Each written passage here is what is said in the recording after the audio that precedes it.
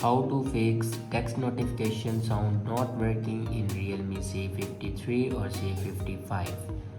So watch this video carefully and follow every step as I'm showing in video, and don't forget to subscribe the channel.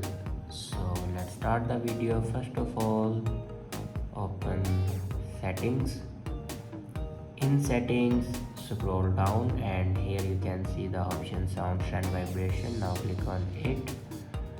Now here you can turn on your notification sound. After turn on your notification sound, then go back and scroll down and click on system and update and click on software update. Now here you can check your latest version will be updated or not. If it doesn't update to latest version, then update it to latest version. After update a latest version, then go back to your home screen and restart your device.